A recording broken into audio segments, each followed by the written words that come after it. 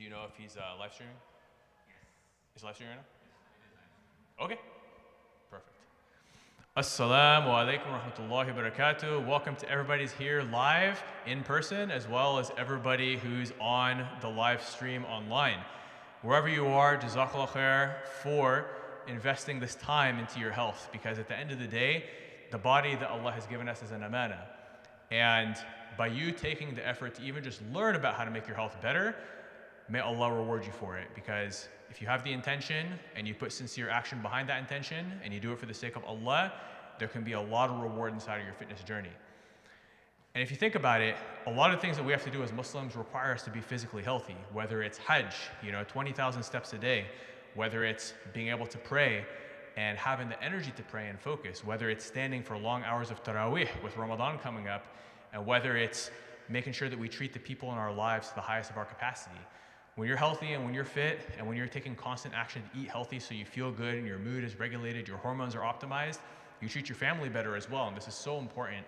And a lot of things that people don't really think about when they think about fitness, because when people think about fitness, they just think about the vanity aspect, the body, how you look. And that's not really a huge priority for a lot of people. It's a thing that's nice to have, but it's not something that's going to get you to get up out of bed in the morning early and go do things that you don't really feel like doing and take away time from your other priorities.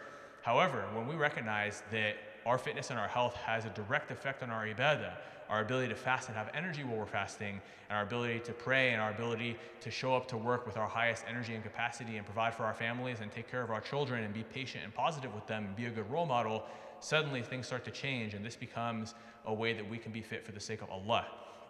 And that's the theme of today, right? Is recognizing that when we take time to be healthy, to eat right, to exercise, to take care of the body that Allah gave us, and find a way to prioritize it amongst our other priorities to support those priorities, this is where we're able to see the best results and potentially even get good deeds and reward for our fitness journey. And on top of that, it allows us to do more of the other good beneficial actions that we want to do in other areas of our life, because we're fit, we're healthy, we're disciplined, we're happy, and you feel more grateful to Allah when you're healthy and fit. And so as we start to think about how can we be healthy and fit in Ramadan, that's the biggest priority, is to do it for the sake of Allah so we can show up to our ibadah better and be healthy and fit. Now, there are some people who still want to use Ramadan as an opportunity to lose body fat, but remember that Allah says in the Quran that fasting has been prescribed to you so you can attain taqwa. The purpose of fasting is not weight loss. The purpose is to attain taqwa and obey Allah subhanahu wa ta'ala. And for me to say that as a fitness coach, I hope that carries some weight, because a lot of people say Ramadan's your best opportunity to lose weight. Look, you can lose weight in Ramadan. If you do things right, you'll lose weight as a side effect. But the biggest reason is we want to show up to our fast. We want to take care of our body. We want to take care of our health for the sake of Allah. We want to make sure we have the longevity to fast even when we're old. Because if you take care of your health now while you're young, you're going to be able to fast when you're older. Versus if you don't, there are some diabetics whose health becomes so bad that the doctor tells them that they can't fast. And that's something that we never want to happen, where we can't even do our ibadah properly if our body has not been taken care of. So every single time you take care of your health, you can think about your worldly motivations, but think about your Islamic motivations and think about how much better you're going to show up to Ramadan when your health is optimized in the preparation period before Ramadan. But also, the habits that you build today are going to affect the habits that you have in Ramadan. For instance, who here has ever struggled with overeating? I'm raising my hand because I have struggled with overeating, eating too much. We have a couple people. Yes, I think everybody has struggled with this. And this is why the Prophet ﷺ told us that the worst vessel the son of Adam can fill is the stomach, and if he must fill it, 1/3 for food, 1/3 for water, and 1/3 for air. And when the word used for stomach in Arabic kind of means your whole abdomen, right? So it means leave room for your breath so you can actually breathe. We've all been to that one iftar where you eat like 10 plates of biryani or whatever cultural dish is being served, and you can barely even breathe, let alone move, let alone focus when you're praying. This is why it's so important that before Ramadan, we build positive habits around portion control, not overeating. And as a side effect, we're going to lose weight, we're going to be lighter on our feet, we're going to have more energy during Taraweeh, our knees are not going to hurt.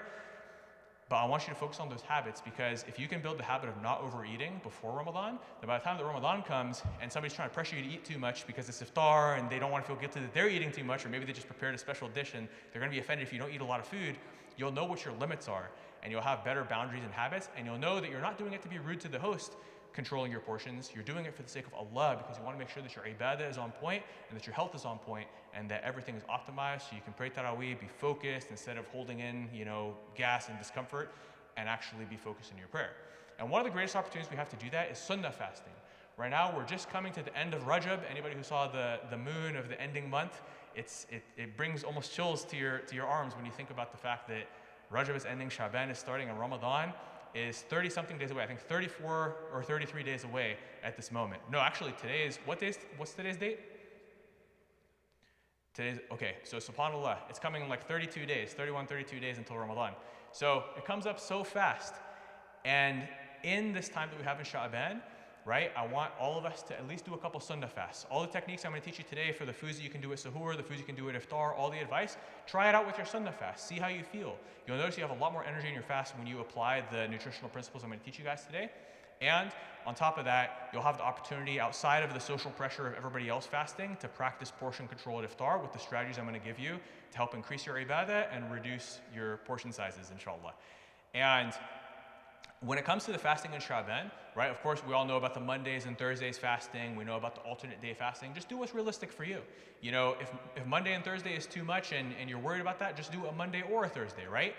Maybe for you want to try consecutive fasting. So you got the 13th, 14th, 15th of Sha'ban coming up, right? Which the middle days of any month, the 13th, 14th, 15th, there's a lot of reward for that. It's the equivalent of fasting the whole month. That's the reward that you get. So when it comes to Sha'ban, practice what I'm going to teach you guys today, your sunnah fast, so you can build the right habits and so you can apply this knowledge and figure out what your preferences are with the different options I'm going to give you today. Now, just one thing to note is that the Prophet ﷺ recommended that if you don't typically fast throughout the year, after the 15th of Sha'ban, it's not recommended to fast because you kind of want to build up your energy before Ramadan. So just use the 2 weeks, the 2.5 weeks that we have right now until the 15th of Sha'ban to practice a few sunnah fasts. Even if you just do 2 or 3 of them, or you do the 3, 13, 14, 15, maybe another day outside of that, you'll be able to practice what I'm going to teach you today, inshallah. So the first, most common question I always get is, what should I eat for suhoor? Should I eat fried eggs with oily paratha and tea with sugar and some orange juice? Or is that going to mess me up? Well, unfortunately, even though those things taste quite delicious, they are going to interfere with your digestion for most people. And the sugar in the tea or the coffee, and even the sugar from the orange juice, which you would think is healthy, is going to spike your blood sugar and crash your blood sugar, which is going to cause you to feel tired and hungry throughout the day.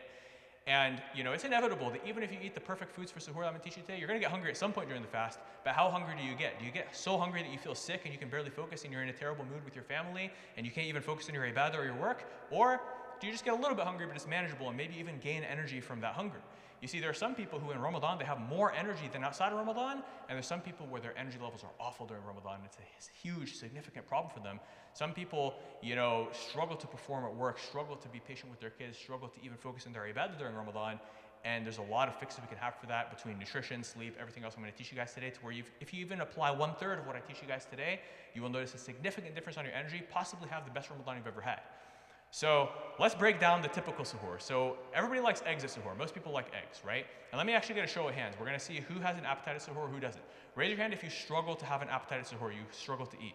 Okay, so a couple people struggle to have an appetite. Okay, I'm going to give you guys some options for that. And then who here has a pretty solid appetite at suhoor, you like to have a nice meal? Okay, mashallah, mashallah. So we have a mix, right? So I have suhoor options for a variety of different appetites, right? If you're somebody who doesn't really have much of an appetite, there are some people who are able to get by just having maybe a date, maybe some water at suhoor.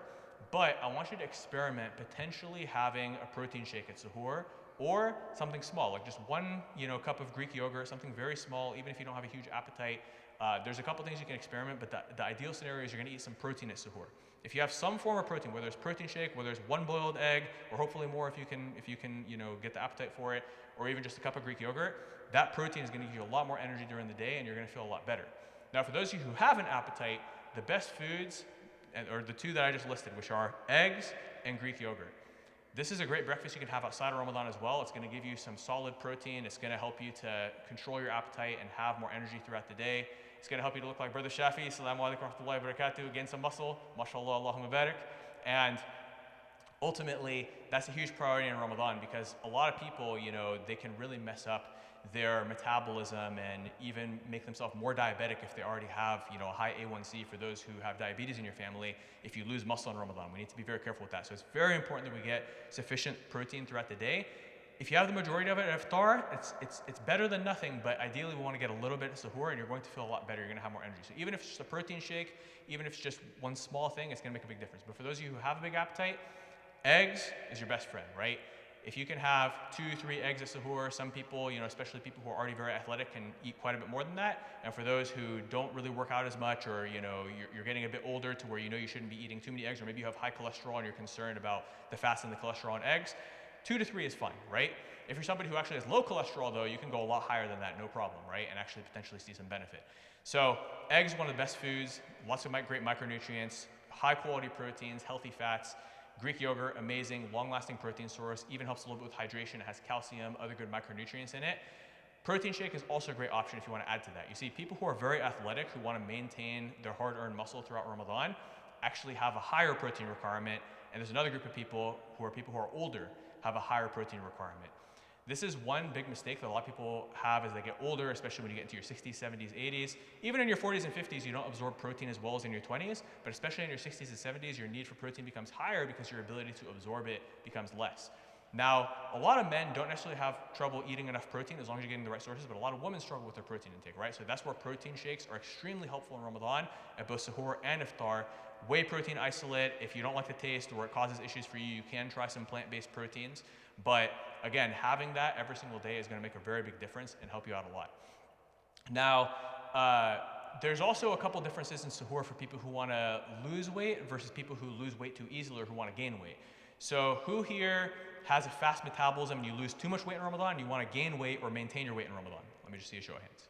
Yes, usually, okay, we're one person, mashallah. And then who here has maybe not the fastest metabolism and your bigger issue is you want to lose weight in Ramadan or not gain weight during Ramadan? Let me see a show of hands. Okay, most people, and that's usually how it is. And I fall into this category too. When I was younger, I fell into the category of people who lose weight too easily. I'd lose like 20 pounds in Ramadan, I'd be like, no, all my muscle's gone. But now I'm like, wow, if I could lose 20 pounds in Ramadan, that'd be amazing, right? Not of muscle though. A lot of that was muscle that one time. So, learn from my mistakes, make sure you eat enough protein. That was one of the big mistakes I made was I didn't eat enough protein that Ramadan. But even for those who want to lose body fat, you need to get enough protein. Otherwise, if you lose weight, some of that's going to be muscle. And whenever you lose muscle, your metabolism slows down. So if you already have a slow metabolism, it's going to get worse. This is why a lot of people, after repeated attempts at dieting, they actually find it harder and harder to lose weight because when they lose the weight, they don't do it properly with enough protein, with the right strength training, which we're going to talk about how to work out in Ramadan without taking away time and energy from your ibadah as well.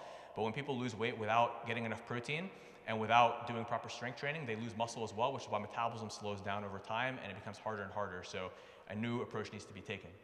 And we got my guest speaker, Assalamu alaikum. MashaAllah. So so when it comes to sahur, right, we want to make sure that we're not consuming excess calories. So there are a lot of foods that will help you to stay full at sahur time, but at the same time, these foods have a lot of calories to where we need to be careful if you're somebody who tends to gain too much weight and you want to make sure that you lose weight during Ramadan. So, by the way, anybody, I'm not sure whose son this is, but just make sure he's okay. Don't want him to get hurt back here. There we go.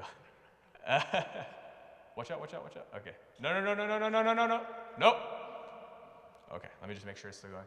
It's funny, my son would do that too, so I didn't bring him today. No, I'm just kidding. No, it's actually because it's past his bedtime. But anyways, okay. So be careful because there are certain foods like avocados, nuts, other things like that that are great for people who tend to lose too much weight in Ramadan to help retain your weight and not, lose weight during Ramadan. But if you're trying to lose weight and your issue is that you might gain weight during Ramadan, you have to refrain from these foods, right? However, for anybody who does tend to lose too much weight in Ramadan, like the sister who had mentioned that that's the issue that she struggles with, avocados are going to be one of your best friends, right? Avocados, nuts, these are foods that are easy to get in a lot of calories, which will help you to retain your weight so you don't lose excess weight, which is actually obviously the opposite advice for those who are trying to lose weight, right? So again, eggs, Greek yogurt, protein shake, that's the majority of my sahur most of the time. Another big recommendation that I have during Ramadan, oh, thank you, Jazakallah khair, mashallah. Thank you. I'll put this here. Now, another very important thing that I would recommend you have at sahur time is electrolytes, right? Who here struggles with hydration in Ramadan? You get thirsty or dehydrated during the day? Okay. So there is some degree where this is normal, but at the same time, we want to minimize how much it happens because that chronic dehydration day after day can cause a lot of issues. It'll mess with your energy levels, your focus, your health. It can even put you at risk of high blood pressure. And on top of this, it can also increase the bloating because if you've been so dehydrated all day and then when you finally drink water and eat food at night, your body's going to retain excess water and so you're going to get a lot of bloating. Who here struggles with bloating and digestion in Ramadan? Water weight, belly distended, yep. So it's a huge one. We're going to talk about that as well. And that's going to go a lot into iftar and different ways to avoid the things that cause bloating and add things that reduce bloating, right? So we're going to talk about that with iftar nutrition. But hydration is very important, so I recommend you have a good quality electrolytes at suhoor time. There's a brand that I really like called Trace Minerals. That's the one that I typically use, but there's a lot of other good brands out there. The reason I like the Trace Minerals is it has coconut water extract. Coconut water is one of the most hydrating beverages that you can drink, but the problem is it has sugar, which is not ideal at suhoor. And that leads into what do we want to avoid at suhoor? You definitely want to avoid sugars, right? You know, in the beginning, I jokingly mentioned the oily paratha with the fried eggs, which is a lot of fat. We want to avoid excess fats, excess oils, because that's going to mess with your digestion and make you feel uncomfortable when you're trying to pray Fajr afterwards. But on top of that, you need to be very careful with sugar, because sugar is going to spike and crash your blood sugar. If you're going to eat carbs at suhoor, it needs to be complex carbs. Now, what complex carbs means is your body's still going to convert it into sugar in your body, but it converts it into sugar much more slowly. So what that means is, let's say that you have some oatmeal, your blood sugar is going to rise, but very slowly, and then it's going to stay stable and it's not going to crash. Versus if you have white sugar in your tea or orange juice or a pastry left over from last night or some baklava or something crazy like that at suhoor time, your blood sugar is going to spike, and then it's going to crash. You're going to feel tired and hungry throughout the day, and it's going to be unstable throughout the day. It's going to affect your other hormones. It's going to make you have inflammation, a lot of other issues. So this is why we don't want to have simple sugars at suhoor. Ideally not at iftar either, but definitely not at suhoor. We want to have complex carbs if we're going to eat carbs at suhoor. So especially people who are athletic, like anybody who's into sports. Anybody here play sports during Ramadan? For any of the younger people?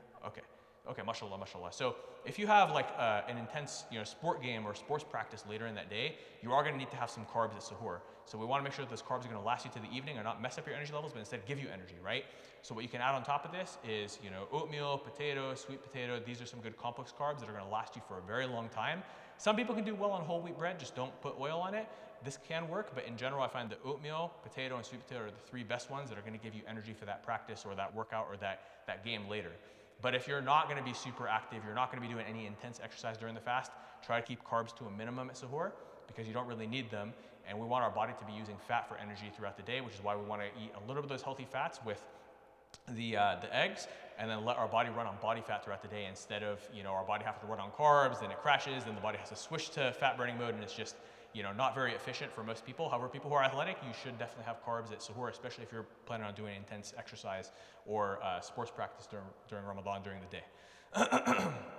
Now, another one that I really like, because I know that when I tell you no oily eggs with no oily paratha, a lot of people are like, but that ruins the fun of Ramadan. So I have a nice substitution for you. There's a brand of lavash bread called Atoria's Lavash Bread. It only has 18 grams of carbs. You can have that, no oil, with eggs cooked in minimal oil, and that way you still get a similar taste, but it's actually healthy. And the cool thing with this lavash bread is it does seem to last for a long time, and it's only a small amount of carbs, so it's not going to give you the spike and crash that a big load of carbs would do. But if you have to have tea or coffee at suhoor time, make sure that you're using monk fruit or stevia or some sugar-free sweetener, because that white sugar is really going to mess you up. Honey is decent, but honey, even then, honey hits your bloodstream pretty fast, even though it is a sunnah food that the Prophet ﷺ used to eat. We also have to remember these foods are in context, right? And the most ideal time to have honey would be more so at iftar, but not at suhoor, because it can spike and crash your blood sugar. Now, dates. Let's talk about dates. Now, dates, people have a mixed response. Some people, when they eat dates at suhoor, they actually find that it doesn't spike their blood sugar, it doesn't crash their blood sugar. So this is something I want you guys to experiment during your sunnah fast to see how your unique body responds. However, there's a lot of people who see the research that, dates are not supposed to spike your blood sugar, but then they take it and they notice it spikes and crashes their blood sugar, and they wonder why. And so everybody's a little bit different. I still like to have one date at suhoor, because it is sunnah to have date at suhoor time, right? So just doing it for the Islamic reason. And that little bit of carb, let's say you just have one small date. We're not talking about a giant medjool date stuffed with a bunch of stuff in it. We're talking about maybe a little ajwa or a little deglet nur, nothing crazy, only 5 grams of carbs. It's not going to mess you up, right? Or 5 to 7 grams of carbs. Have that with the Atoria's Lavash wrap. You got 25 grams of carbs. That's fine at suhoor. But when we start exceeding 50 grams of carbs at suhoor, but we're not exercising during the day, or we're not doing any type of intense exercise during the day, those carbs are wasted and you're not really going to get the benefit. Now, I'm usually a big fan of having carbs and being athletic throughout the day, but a lot of people struggle to stay active and work out during Ramadan. So again, all things in context. And for specific Q&A, we're going to do that at the end as well, because I want to make sure that these general recommendations, you guys are able to make it specific to you. But I'll go through just the general curriculum first. Now, We've covered sahur superfoods, right? Eggs and Greek yogurt, the two best ones. We definitely want to mix in protein shake as well. We definitely want to have electrolytes. You can experiment with dates during your Sunnah fast to see how your body responds to it. If you have intense exercise or sport or sports practice coming up later in the day, complex carbs like oatmeal, sweet potato, regular potato. If you're somebody who loses too much weight in Ramadan, avocado, nuts. If you're somebody who gains too much weight, be very careful with avocado nuts because the calories add up very quickly, right? Another one, nut butters for people who struggle to lose weight. Who struggle to gain weight and retain their weight. Peanut butter definitely will stop you from losing weight. So for those who are trying to lose weight, don't eat peanut butter. Yes, it's very filling at sahur, but it's definitely gonna make you gain weight. Versus for those who wanna gain weight or retain their weight, peanut butter is amazing. Okay, so the last thing for sahur is, are there any natural supplements that help increase energy during the fast as well? Yes, there's two that I recommend. Who here struggles to cut out caffeine during Ramadan? Let's see a show of hands. Okay, perfect. So I used to try to cut out caffeine during Ramadan, and I definitely cut down on caffeine, right? I take maybe half to 3/4 the amount that I normally would outside of Ramadan because I use it as an opportunity to clean out and detox from having so much caffeine usually. But the way that I ingest the caffeine is not just with coffee or whatever I normally do, right? Because you're not going to be able to top up on that midday, so you might crash. So what I do is extended release caffeine. There's a brand called Genius brand, extended release caffeine. Highly recommended. Try it during your Sunnah fast. Start small, right? Because a single pill of it is equal to about a cup and a half of coffee, right? So just be careful with it. But it definitely works, and have it at the end of your meal so it further slows down the digestion and gets into your bloodstream slowly. You'll notice you have amazing energy levels. No more 2 p.m. crash during Ramadan. You're gonna have more energy at 2 p.m. because your stomach is empty, but the caffeine is still hitting you. It's amazing. Extended release caffeine. No, it's a pill. Extended release caffeine pill. Yeah. Unfortunately, I wish that they had a coffee that was extended release, like drinking coffee. That'd be very nice. And what you could do is you could have, like, let's say you're somebody who normally drinks 2 cups of coffee a day. You could have 1 cup of coffee and 1 extended release caffeine. That way it's kind of the caffeine equivalent.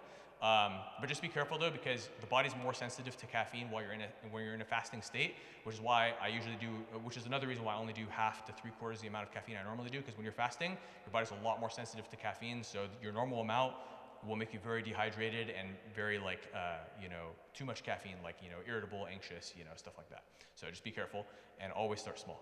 Now another great supplement that's natural, you just have to find a good source for it, is called Shilajit. Who here has heard of Shilajit? See a show of hands. Okay, so, and it's very popular on social media, so, the only thing though is there's a lot of impure brands of Shilajit out there, but essentially, the way I discovered that Shilajit is very good while you're fasting is that my wife used to have very bad energy issues while fasting, right? For her whole life. Then we got some Shilajit from, a brother over actually in Pakistan who wanted me to try out his brand. Tried it out, and I noticed I had a lot of energy outside of Ramadan, but my wife tried taking it at sahur time, and she noticed that her energy throughout the fast was amazing, and now it's, a non-negotiable, right? And I've had a lot of people try this, and a lot of people noticed that Shilajit helps them have a lot more energy during the fast, including myself. So definitely recommended. But not required. I mean, Shilajit, and it's spelled, sorry? Shilajit? Oh, sorry. It's basically, there are these plants up in the mountains and the Himalayan mountains that decay over time and deposit a lot of concentrated nutrients into the rocks. And then these Pakistani and Indian harvesters go up there and mine the rocks and extract it and then make this black liquid. But a lot of brands out there have a lot of impurities in it. So I would definitely recommend just find a very reputable one on Amazon. It's a good way to go. I used to endorse this brand called T-Max. But then I had another friend who got another one that seemed a lot more pure, and so I'm not sure about the T-Max now because it tastes very bad, which I thought was a sign that it was good, but now I'm a little bit sketched out about that. So again, because the one that my other friend got actually tasted very clean and pure.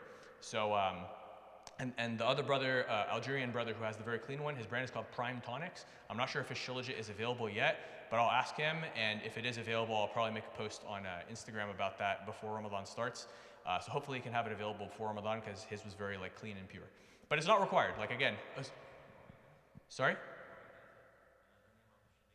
I don't think so. No. Yeah. But yeah, so Shilajit definitely works. But again, if we don't have the right foundation of natural ways to improve our energy, you can take all the supplements you want, you're not gonna have energy. We've all been there where you haven't been sleeping enough, you haven't been eating right, you can drink as much caffeine as you want to try to make it through your workday. Even caffeine, the classic, energy supplement is not gonna work if your health is not dialed in. So you need the foundations first, then we can talk about supplements. Bismillah. Okay, so I'll move on to iftar, but any other questions about sahur? Yes, go ahead. Yeah, for protein Yeah, so for the protein shake, I recommend either whey protein isolate and water, right? A lot of people like to mix it with milk, but some people get digestive issues from milk. So if you're somebody who does really well with milk, you could potentially mix it with milk. Just be mindful of the calories, especially if it's a higher fat milk. But I personally like to just mix it with water to avoid any potential digestive issues and to keep the calories down. Now, if somebody does get digestive issues from whey protein isolate, which some people do, you can use a plant-based protein as well. There's a lot of great plant-based proteins, like especially if you guys go to Sprouts. We got a lot of them here in San Diego. Sprouts has a lot of good plant-based proteins because my wife prefers those. She doesn't like the taste of the whey protein. But for me personally, I like whey protein isolate, and I get it from Prime Tonics. That's my favorite brand. Their shipping does take a long time. Like it takes like 7 to 14 days sometimes, but it's the best quality protein, so that's the one that I recommend. But if you want something faster shipping from Amazon, that's like slightly less quality, but still pretty good, and definitely better than the other brands on Amazon, go on Amazon and search up Levels grass-fed whey. That's a good fast shipping option if you need it fast. But obviously Ramadan is currently like, you know, about 5 weeks away, so you have time for Prime Tonics if you want to try it. And then you can do discount code M3 Prime for 20% off if the order is above $85. Not that I'm trying to plug supplements here, just, you know, since you asked. Go ahead.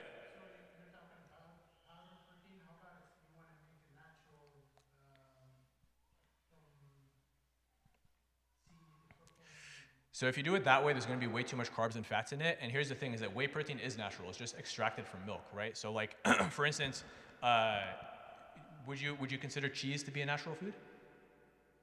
Okay, so whey protein is made the exact same way as cheese. So what they do is they take a substance called synthetic rennet. They used to do it with animal rennet, so you have to be careful, is it halal or not? But now they use synthetic rennet. They put it into the milk and then it separates it into cheese and whey. So whey protein is actually natural, it's just an extract from milk. So it's not like some synthesized, you know, thing in a lab like, you know, like a pharmaceutical or anything like that. It's also a natural extract. But if you do it with seeds and stuff like that, it's very difficult. They do have like seed extracts, right, that they make for the plant-based protein, but so you could do a plant-based protein that way, but a homemade one, it's very difficult to get it without excess fats and carbs as well. Yes? So if you're gonna fry them, use minimal oil, right? So I just use a light spray of oil, and the oils I recommend is either avocado oil, coconut oil, or if you're using lower temperatures, olive oil. For those who don't have cholesterol issues, grass-fed ghee can also work, or even grass-fed butter. But for those with cholesterol issues, be careful of that because it's going to increase, you know, HDL, but also increase LDL. So be careful if you have high cholesterol. Boiled is also great though. But if you use just a spray of oil or a very minimal amount, like make sure you measure it, then it's a negligible difference in calories. But the classic way of making fried eggs where you pour a lot of oil, right? That's definitely going to mess you up because it's too much oil, too many calories, too much digestive demand. So if that's the case, then stick with boiled. But if you can do it with minimal oil, that's equally good to boiled. The only thing I've noticed is for those with a very big appetite, boiled eggs seem to be more satiating. Somehow boiled eggs just make you feel more full, even though it's the same amount of calories and nutrients. But for me at Sahur, I usually just, you know, put my eggs in with a light spray of oil, and that's how I usually do it. Because boiled is too hard to eat that early in the morning. So the best eggs is pasture-raised eggs, organic pasture-raised eggs. So don't worry if they're brown or white. That only applies with grains where there's a difference, but with eggs, it just comes down to the genetics of the chicken. Like some chickens have blue eggs, some have like, I think even red eggs. You know, you got quail eggs, peacock eggs, they're all different colors, but that's just, you know, the genetics of the chicken and the pigments in the eggshell. But what you want is pasture-raised eggs, because pasture-raised eggs, the chickens are foraging, eating the natural foods, the proteins, the omega-3 content is higher, a lot of other micronutrients are higher. So I always recommend pasture-raised eggs. Awesome. And then any other Sahur questions?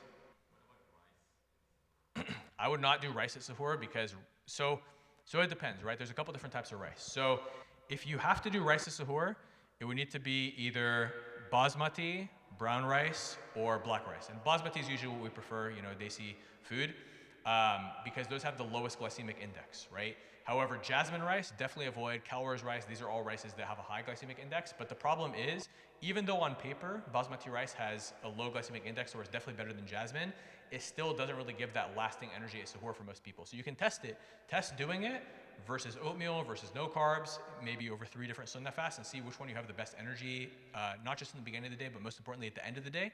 Because I think with rice, you'll have good energy till maybe like 11 a.m. Then you'll start to feel the taper off. You might get bloated as well, especially in consecutive days. With oatmeal, some people with really fast metabolism might get hungry and tired by 11 a.m., but most people, they'll be good till like 4 or 5 p.m. And on no carbs, you won't have as high of an energy in the morning, but you'll have very consistent energy into the evening. That's typically what I find with most people, but everybody responds differently. Everybody has different blood sugar control, genetics, carb oxidation rate, everything. So experiment, but rice, I usually don't find it to be a super optimal food at suhoor time. Yeah. Olive oil is great, but again, we have to be mindful and careful with the quantity, right? So if you're using low temperature cooking for the eggs, you can do a light spray of olive oil. And for people who struggle with losing too much weight during Ramadan, definitely having more olive oil is good because olive oil helps to gain weight. But for those trying to lose weight or not gain weight during Ramadan, be very careful because even though olive oil is healthy and it's sunnah, and it's mentioned in the Quran and the sunnah, it does have a lot of calories. So if we take too much quantity, it can cause us to gain weight, even though it's healthy. And this is a big mistake I used to make because, there was a point where I was actually pretty obese, right? There was a point where I was, 38 pounds heavier than my lowest adult weight, and I was, 15 pounds above the limit of obese for my height. And at that time, I was eating healthy, but I was eating too much.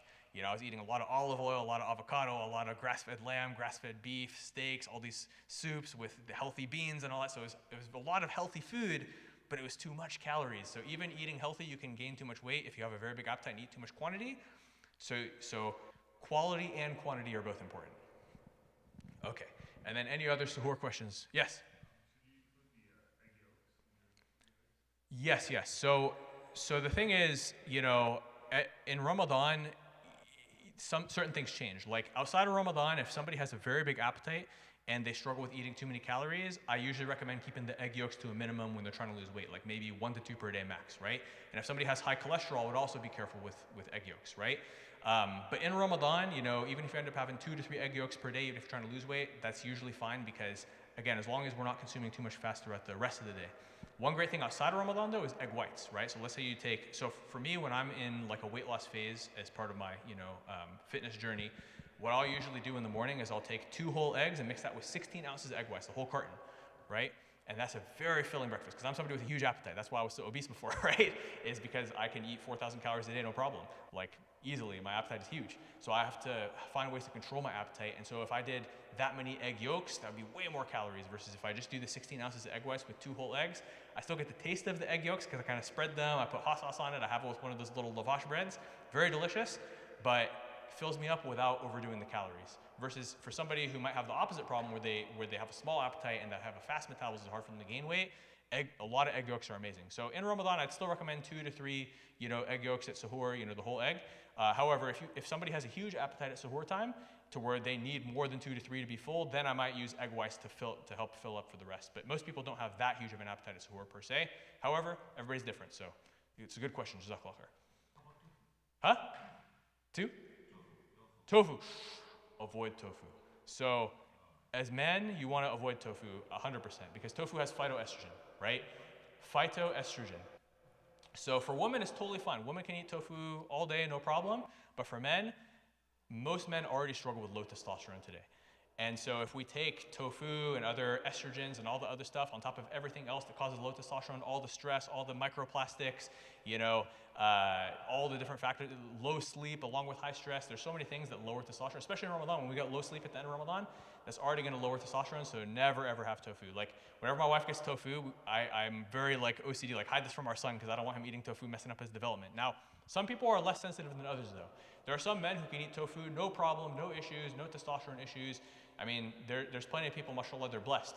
But for me personally, I'm very sensitive. Like if I eat any type of tofu or soy product, I start to get, very bad side effects. Like if you ever heard of something called gyno, it's when men get like lumps under their chest area, like female tissue being formed, right? Some men are very sensitive to estrogen if they consume it, so be very careful with tofu. Again, I once had a client who got great results and he was drinking soy milk every day, and I only found out like 6 months in, and I was like, you're drinking soy milk every day, but you're getting results like this, right?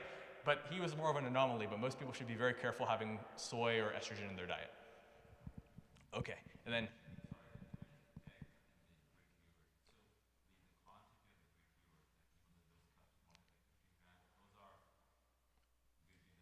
oh yeah, those are great. So it really depends on the person. For many years, up until really just the last, 12 months probably, I was always a fan of the lower calorie yogurts, like the one that has 60 calories and 12 grams of protein, the Chobani one. or the oikos that has 90 calories and 50 grams of protein. That was what I always recommended, and many of my clients still prefer this. However, for me personally, recently I've switched to the ones that have 20 grams of protein, 140 calories. So the protein to calorie ratio isn't as good as the other ones, but I just noticed that they're a lot more satiating, a lot more filling. I noticed that maybe my body just got used to it for eating them for so many years, but the one that only has 60 calories, 12 grams of protein makes me more hungry. I'll eat it and I'll be more hungry afterwards because it's so little and it digests so quickly. Versus the other one with 140 calories, 20 grams of protein, I actually feel full and satiated from it. So I would recommend testing both, right? Depending on the person's appetite and digestion, and seeing which one keeps you full, which one helps you to, not overdo the calories. But the one that you mentioned, the 15 gram protein one, which I believe is the 90 calorie one, those are great. I ate those for many years. Only recently did I make the switch. All right, and then more suhoor questions. All right, perfect. So, I saw your hand moving. MashaAllah.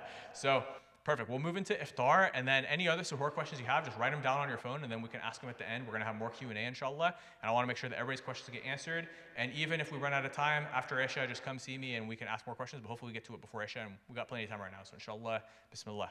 All right, iftar. Here is the best strategy for iftar. Break your fast with a date, which is the sunnah. Then before you go over and eat 10 plates of biryani and samosas, take a second to breathe, relax, have a protein shake, drink some water, get some electrolytes, and then go pray maghrib before you eat. Now, why is this important? When I was a kid, I used to go to these Algerian, dinners, right, iftars, and I'm half Algerian, half Pakistani, right? And at the Algerian iftars, they would always break their fast with a date and a cup of milk, then they go pray, and I'd be like, but we've been starving all day, why can't we eat? I was a kid, I want to eat, And I only realized the wisdom of this when I grew up, right? Which is that when you go pray after having the light, just a date and a cup of milk, you are able to focus in your salah, and you're praying at the beginning of the prayer window, which is more beloved to Allah. But on the flip side, when you eat 100 samosas and 10 plates of biryani, and then you go try to pray maghrib, you're going to pray maghrib at the very last minute. You're going to be so bloated, you're not going to be focused, and at the end, you're going to pass out. And some people, they eat so much, they fall into a food coma, they almost miss maghrib, right? So you need to be very, very careful. Now, I know that sometimes you're attending an iftar, and it's hard because of the social pressure. Everybody wants to eat, and sometimes, you might slip up, and that's why it's very important that before Ramadan, you do a couple sunnah fasts and practice the portion control iftar. Practice, even though you're hungry, have the discipline. You've been disciplined all day, you can be disciplined for 5 more minutes. Have a date, some water, maybe a protein shake, some electrolytes, and then go pray maghrib first before you eat. By the time that you're done praying maghrib, doing your adhkar, doing your sunnah prayer, you're going to go sit down in front of the food, and you're going to have so much more self-control. Now, why is it that somebody who sits down at iftar time and eats 10 plates before they pray overeats versus somebody who prays first doesn't overeat? Is because your apostat, which is the mechanism by which your stomach communicates to your brain that you're satiated and you're full, takes some time to adjust and adapt and tell your brain that it's actually full.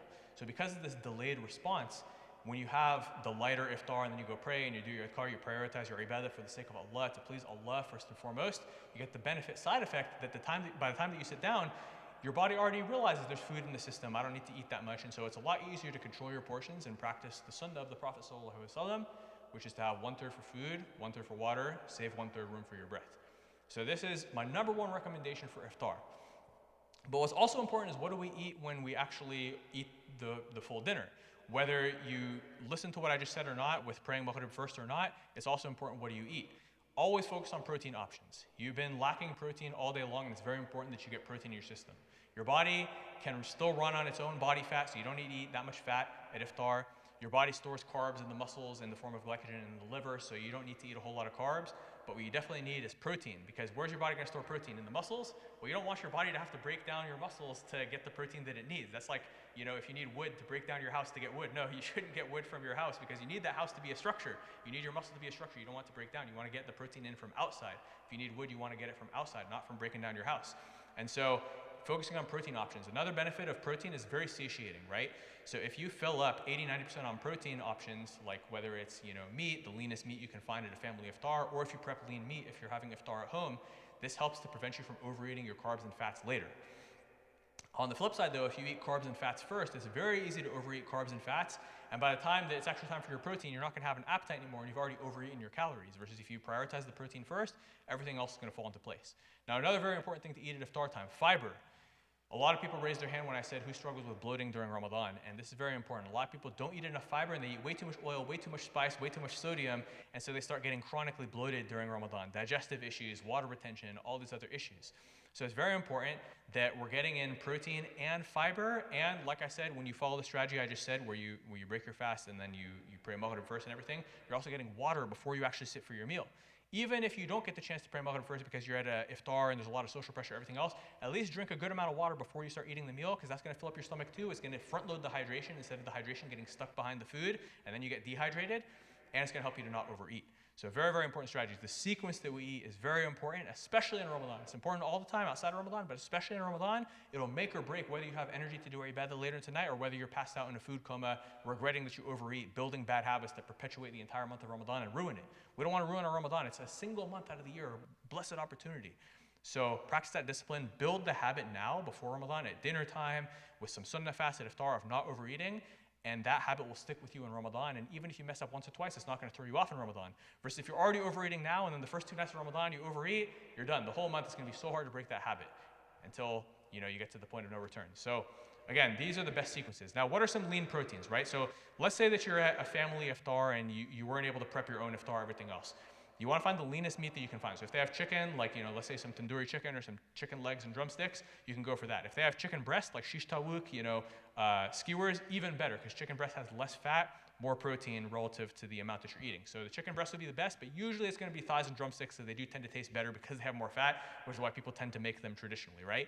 So start with the chicken, and then if they have some type of salad, hopefully it's not an oily salad, right? If it's an oily salad, be careful, but if it's a salad where the dressing is on the side, you want to take as much salad, vegetables, fruits, especially berries, amazing. If you have those at the beginning of the meal, so you're getting your fiber and your protein, it's going to be way easier for you to control your appetite. And even if you have a small dessert at the end, even if you eat a couple fried things at the end, you'll be able to control yourself better. I'd still recommend avoiding the fried stuff, but if you absolutely can't resist, at least eat the other things first so you don't overeat the fried stuff. Because if you start with the fried stuff, you're going to eat way too many samosas, way too many pakoras, way too many bureks, which is what we have, Algerian dinners, right? Whatever other fried items there are, and it's game over, right? So be very careful. Practice the proper sequence, and it's going to make the right habits automatic, and build those habits before Ramadan as well.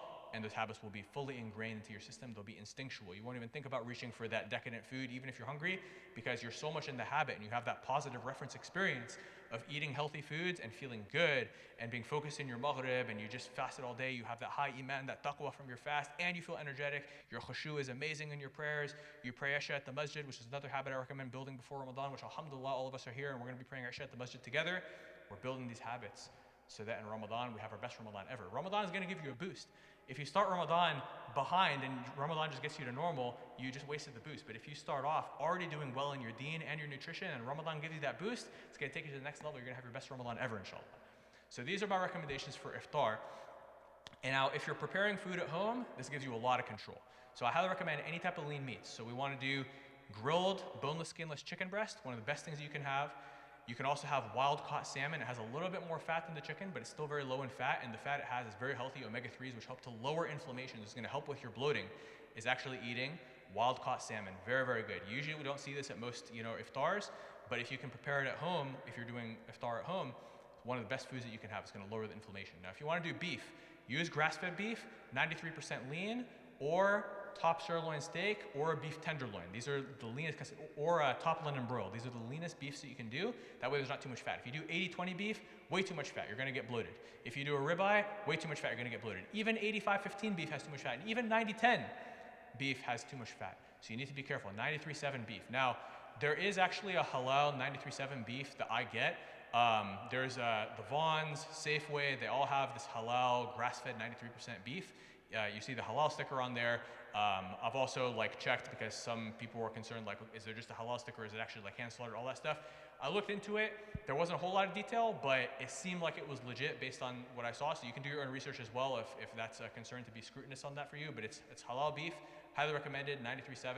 I think it's Open Nature brand or Organics brand. I think they get from the same source. Very good stuff. That grass-fed beef. So this is another thing you can have for iftar. There's also other, fish like cod and stuff like that, which is great. But again, any type of lean meat you can do. Now, be careful with lamb. Unless you're somebody who loses too much weight in Ramadan, you want to retain your weight. Lamb and fattier cuts of meat, even for those who want to retain their weight, it still causes a lot of bloating because those fats are very hard for your body to digest, especially after a long day of fasting in that high quantity. But if you don't get digestive issues from it, lamb can work for people who need to retain their weight. But again, most people raise their hand needing to lose weight and avoid gaining weight, so stick with the lean meats. It's gonna be so much better. More protein, less calories relative to the size. You can fill yourself up without messing up your calories. And again, best fiber sources, carrots, cucumbers, which is a food that the Prophet ﷺ used to eat, cucumbers. Berries are amazing, blueberries, raspberries, strawberries. Again, very low calorie, very high in fiber, very high in antioxidants, which helps you to reduce bloating as well. So if you follow my steps, don't eat fried food, don't eat junk food, don't eat too much fat, and instead eat these antioxidants like wild-caught salmon, blueberries, even sweet potato is very good at iftar. It's a carb source, but it's got a lot of fiber and antioxidants in it as well. You're gonna notice that you have much smoother digestion during Ramadan. You don't get any issues. Now, we've talked about iftar, how to break your fast, what sequence to eat in, what foods to eat, what are the best foods to eat if you're in an iftar situation going out somewhere versus if you're eating at home. But what about after Taraweeh? Here at MCC, you got the sugary chai and the baklawa. I've been here for Taraweeh, I know what you guys have, and it's very tempting, right? After a long day of fasting. Same thing at Abu Bakr, which is, closer to my house. I think even at Rabat, they got the karak chai, the Somali brothers always make it, right? So you need to be careful because these things are very tempting, but this is where you can completely derail everything. Imagine you have that sugary chai after a healthy evening, you go home, you can't sleep, you feel uncomfortable, even at suhoor, you're having digestive issues. Again, you get a lot of problems, so be very careful. There's healthy ways to satisfy your sweets craving that you can either keep it in your car or wait till you get home, right? So there's a couple different ways that I satisfy those late night sweets cravings that we all get after a long day of fasting and praying Taraweeh and everything else. One of them is Greek yogurt, another great food, right? So Greek yogurt, all the benefits of Greek yogurt that we spoke about before. There's all those sweet, delicious varieties. You can put some berries and honey in there. This is where it's okay to have honey because you don't need, you want to have an appetite at suhoor, so it's okay if you get hungry a couple hours later. So honey is amazing. And get a local, organic, wild, unfiltered honey. This is the best. There's that Local Hive brand, SoCal here. Local Hive, or for those watching online from different parts of the country, they got local, like in Texas, Local Hive, East Coast one, they got a lot of different varieties. That's a good one. It's not organic, but it's still very high quality honey. So this is great. And remember that honey is a food that's also mentioned in both the Quran and Sunnah. The Prophet ﷺ used to consume honey, and honey is also mentioned in the Quran as something that has healing for humankind, right? So there's a lot of healing benefits of honey. This can also help to reduce bloating. Just be careful with having it at suhoor because it can make you more hungry during the day. But at iftar, and especially in that late night when you get those sweet cravings, put like 1 tablespoon of honey so that it's not too many calories because you can still overeat it. Like I was saying, you can still overeat healthy foods like I used to back when I was obese. But have that 1 tablespoon of honey. It's gonna make a big difference. Help with digestion, satisfy the sweet craving, everything. You can mix it with your Greek yogurt. You can just have a spoon of it. You can keep it in your car so that you don't go to the baklava, but you said you just have a spoon of honey and then go home, right? But be very careful, and you can mix it in with your Greek yogurt, and you can do a lot of things with it. Now, other ways that you can satisfy the sweet craving. So that's the healthiest way you can satisfy the sweet craving during Ramadan is, berries and fruit, Greek yogurt and honey. When you get home, or even keep it in your car, it's gonna be cold enough that it'll probably stay at a good temperature, right? Now, the second best thing that you could do to satisfy that sweet craving at night is not as good as the first tier because those were all natural foods, but it's a processed food, which is protein bar. Now again, protein bar is nowhere near as good as these other things, but it's a lot better than baklawa because baklawa is gonna mess you up, right? Baklawa, any type of sweets, kanafa, all that stuff that they got out there, that stuff's gonna wreck your health, right? But at least the protein bar has a good protein to calorie ratio, even if it's processed. And personally, what I'll do is if I have a protein bar, let's say I'm having a huge chocolate craving late night during Ramadan, I'll have a Quest double chocolate chunk protein bar, 170 calories, 20 grams of protein. It actually has a lot of fiber in it, so it even helps with my digestion during Ramadan. Now be careful, you can definitely overeat these. If you have more than one of these per day, you'll start to get bloated because it's a lot of processed food. And I don't recommend it in comparison with like the Greek yogurt and the berries and the honey, but it's definitely a lot better than eating some, junk sugars or, a normal chocolate bar or something like that. Now, for those who get salty cravings late at night, those who snack on either chips with a bunch of salt, or maybe you're like, hey, I'm gonna be healthy, I'm gonna snack on a bunch of nuts, but then you eat too many nuts and it's too many calories. There was one Ramadan, 2018, it was the first Ramadan that I ever gained weight during Ramadan. Every Ramadan up to that point, I lost weight because I used to have a fast metabolism when I was younger. But 2018, what happened was I said, hey, I'm gonna try keto during Ramadan, right? Who here has heard of the keto diet? Okay, great. So when I heard about the keto diet, they claimed that, hey, if you're not eating carbs, you're not spiking your insulin, therefore you can eat as much fat as you want and you won't get fat. That was absolutely false. So what I did was I went to Balboa International, for those who remember when they used to call it Balboa International, right? And I got a bunch of pre-made kebabs and I put them in the fridge at work. I used to work at this gym over in La Jolla. And every night at iftar, I would just eat a bunch of kebabs. I would eat as many kebabs as I wanted, right? And that Ramadan, I gained a significant amount of weight. Now, another thing that I was doing that Ramadan was I was eating a lot of nuts because I was like, hey, keto, right? It's just fat. It doesn't really have a whole lot of carbs, so it's healthy, right? I was eating way too many nuts. And that's why I learned the hard way that even a healthy food like nuts, if you overeat it, those calories are going to make you gain weight.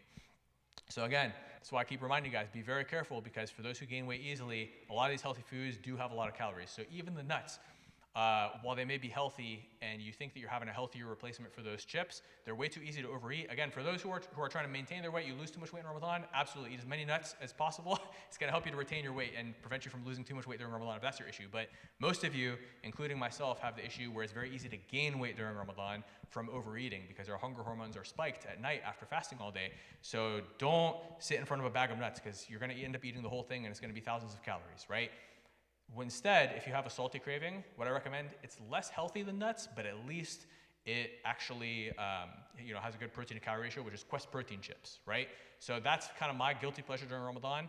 Doesn't mess up my system that much. It's not ideal. It has a little bit of seed oils and other stuff in it that's not super healthy, but if it's that or eating 2,000 calories of nuts and gaining a bunch of weight in Ramadan, I choose the lesser of two evils. That being said though, if you don't have a huge appetite and it's easy for you to just eat, like a couple nuts, a very small amount, the nuts would be healthier. But if you struggle to control yourself that late at night when you're really hungry, don't sit in front of the whole thing of nuts because you're gonna eat the whole thing.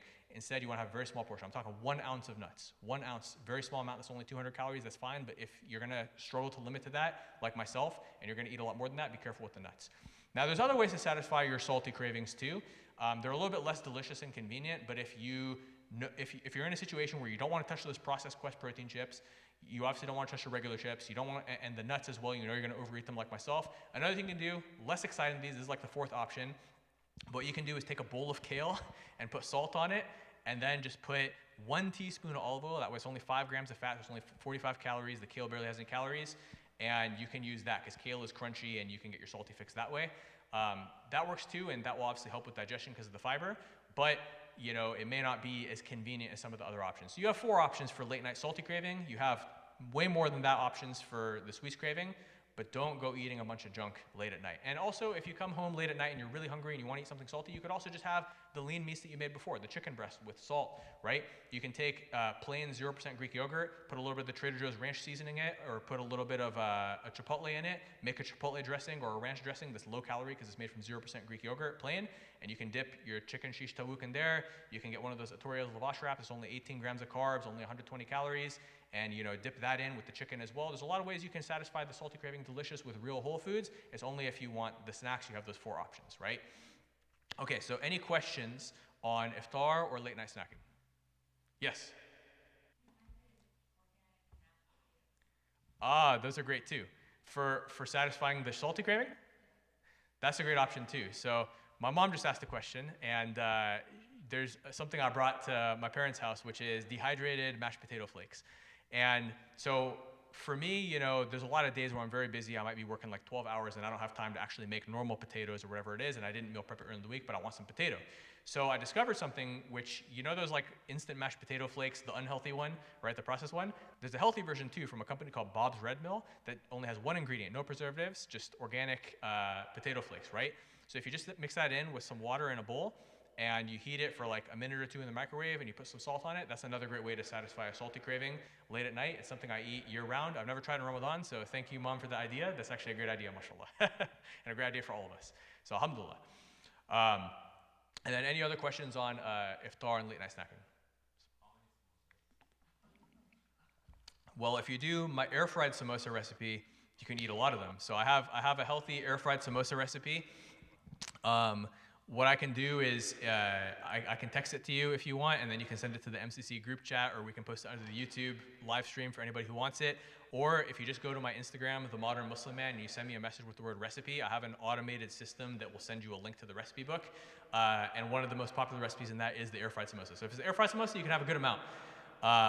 And for somebody who wants to gain weight during Ramadan, you can have as many as you want. It'll help you gain weight. But for those who are trying to lose weight during Ramadan, we need to be very careful with that. So I would say 1 at the end of your meal. But be careful with it because, depending on the size of the samosa, even 1 could definitely mess you up. There's a brother who came to me at Fajr the other day, right? And I had just recently posted a video about being careful about having too much sodium, too much carbs, too much fried food late at night because it's going to affect your energy levels the next day. And he came to me at Fajr time and he said, SubhanAllah, I'm feeling so tired because I had a huge bowl of pasta and sambusas last night, and you just posted a video about it, SubhanAllah, and I feel so tired. And anybody who's experienced that knows it's not worth it. The pleasure you experience for 15 minutes of eating is not worth 24 hours of low energy levels, and that's one of the greatest motivations to eat healthy. Even for someone who doesn't need to lose weight or doesn't care how they look, at least care about how you feel, at least care about how you show up to your day-to-day life. You don't want to be tired, low energy, all these things is the greatest motivation to be healthy because it ties in with everything else. It ties in with your ibadah, your work, and your family. You want to have energy and be in a good mood around your family, in your work, and your ibadah. You want to feel grateful to Allah instead of feeling tired and uncomfortable in your belly. This is the greatest motivation, back to what we talked about in the beginning, to be healthy. So the answer to the question is one samosa at the end of the meal, but even then be careful, especially if it's a big samosa, and I would try to say avoid it and just do the air fried one. That way you can eat more and not feel guilty about it. Yeah, and it's interesting because I felt the same way like when I first started my journey to eating healthy I was like, man, I can't eat as much as I used to eat and I have to, eat lower calorie foods, but I'm telling you guys it's worth it. Like the discomfort you feel in the beginning of the journey when you have to have that discipline and break those old habits and not indulge in all these indulgent foods, it might be difficult for a couple days, but within 3 days, you're gonna be in momentum, you're gonna be used to the healthier, lower calorie foods. Within those 3 days as well, you're gonna have a lot more energy. Within a week, you're gonna have more energy, you're gonna see your weight dropping, and within a couple weeks, you'll be totally in the habit. Within a couple months, you'll barely recognize yourself in the mirror, you're gonna feel so much better. So I'm telling you guys, healthy eating is always worth it. All right, more questions on iftar and late night snack.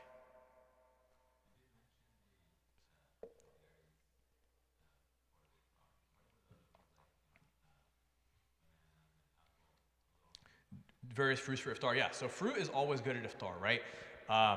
So berries is my favorite fruit because it has a lot of fiber and it's very low calorie. So for somebody like myself with a huge appetite, I can eat pretty much as much of it as I want without overdoing my calories. However, that's not the case for like bananas or dates or avocado, which are all fruits as well. Yes, avocado is actually a fruit, but they're more calorie dense, right? So you need to be careful with consuming too much. So banana is a little bit more calorie dense, but if you can control the quantity and just have a moderate quantity of it, just a couple slices of banana, this can definitely fit into your food and it helps. It has potassium, magnesium, helps with digestion, has a lot of benefits. Even the types of fibers in it are very good for digestion. So banana is good if you can control your appetite with it. And a lot of people, especially Pakistanis, will have like, a bowl of fruits, right, for iftar. This is actually a good tradition. I speak out against a lot of Pakistani traditions like overeating, putting too much oil in the food, all that stuff, because it's bad for our health and contradicts the sunnah.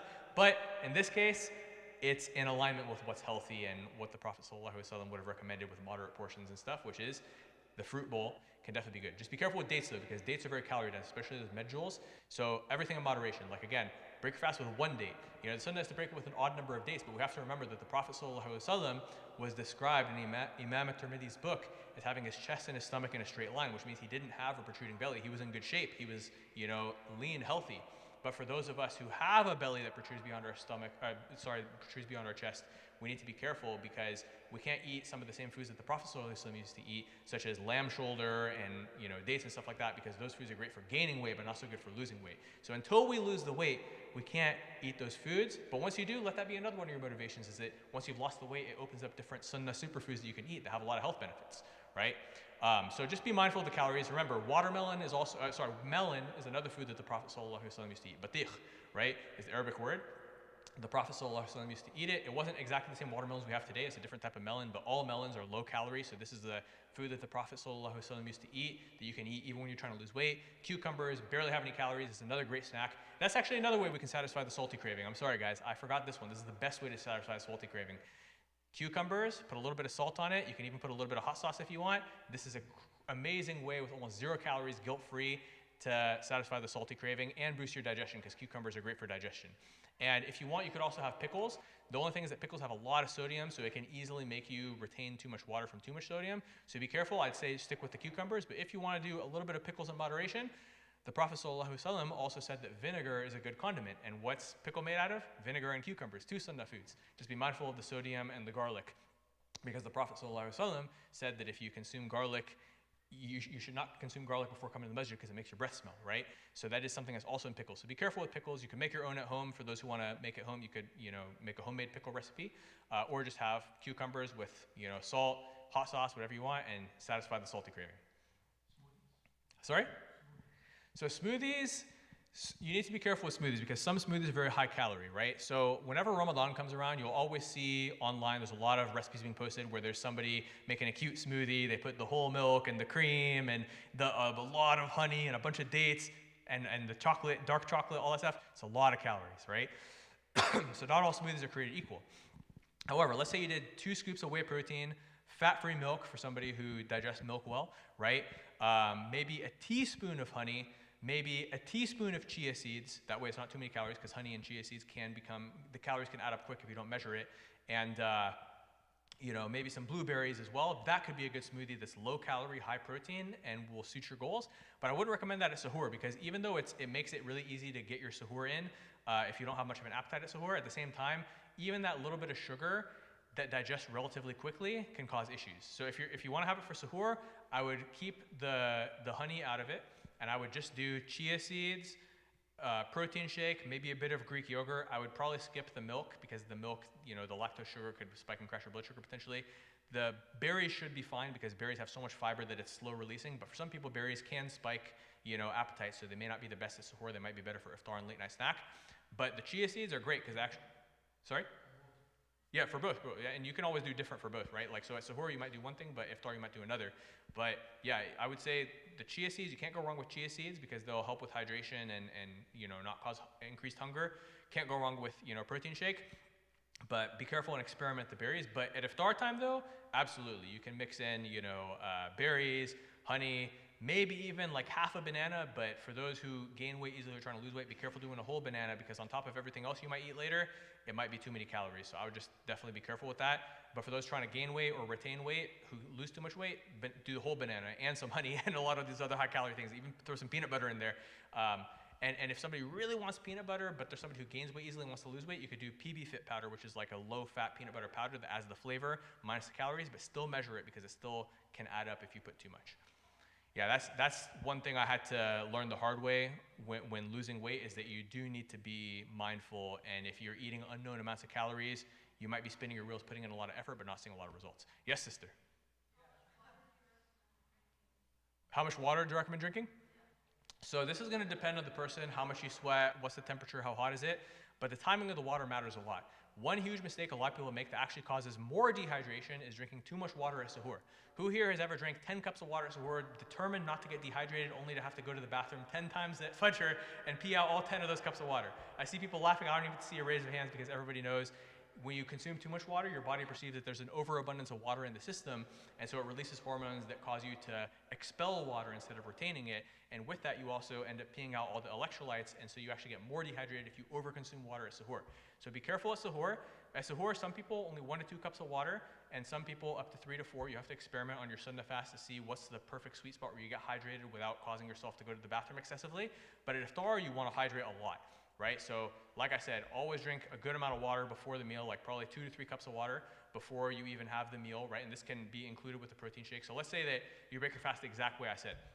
You have a date to break the fast, you make dua before and after the date, and then you have a protein shake that might have 2 cups of water in it, right? So you already got 2 cups of water. Then maybe you drink another 2 cups of water with electrolytes, and then maybe you sip on maybe half a cup of water just to cleanse the palate afterwards. And then you go and you pray maghrib and you let all of that digestion process, you let all that water get into your system. We're already at about 4 to 5 cups of water. Then you come to your meal, you drink another cup or 2 of water, then you eat your meal. You've already gotten a good 6, maybe even 7.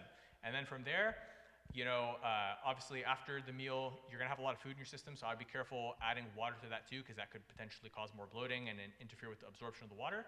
And then from there, once that food has digested, have another 2 to 3 cups of water, into the evening. By that point, you're probably gonna be pretty well hydrated to where you'll kind of be able to read your body, and if you kind of feel like if you drink more, you're just gonna end up peeing it out, that's your body's signal to say, hey, we have enough water, don't give us more, we're gonna have to pee it out. And you definitely don't wanna mess up your sleep by having to go to the bathroom excessively. So at that point, listen to your body, but you should have a good amount of hydration, and you might end up drinking anywhere from 8 to 12 cups of water a day for somebody who's a smaller size and doesn't sweat a whole lot, and maybe 12 to 16 for somebody who's a bit bigger, and somebody who sweats a lot, maybe you're an athlete working out a lot, you might need more than 16 cups of water, which would be more than a gallon. Yes?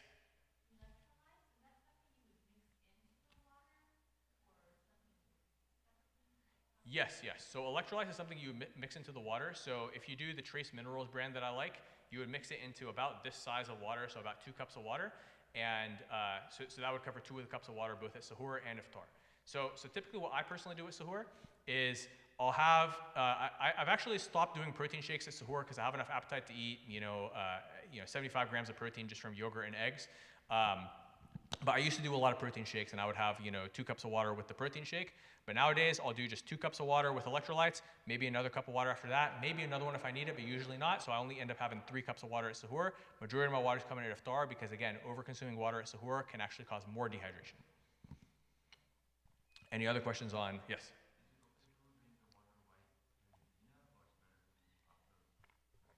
It's okay to have it while having dinner, but I would maybe limit it to only 1 to 2 cups during dinner, because if you consume a lot of water and a lot of food together, it can kind of interfere with digestion a little bit, and it can also interfere with rehydration. So I would get most of the water before the dinner to help control appetite and front load hydration, right? And you're having electrolytes, so it's going to help that water to actually absorb in properly. Then throughout dinner, maybe just sip on 1 to 2 cups of water, just as needed. Just listen to your body. If you feel thirsty between bites, absolutely wash it down. After dinner, wash it down, cleanse the palate. But a person should definitely not be chugging more than 2 cups of water during dinner, or it can cause digestive issues and bloating. And everybody's different. Everybody needs different quantities based on how much you eat, based on your size, based on how dehydrated you got that particular day. Like, of course, let's say that an athlete goes and has a strenuous soccer practice right before iftar. They're going to need a lot more water than what I'm recommending, versus somebody who's been sitting at their desk all day, not doing anything in an air-conditioned room will need a lot less water than the athlete who just played soccer for 2 hours. So it's all contextual, but these are generally the average recommendations. Oh, yes.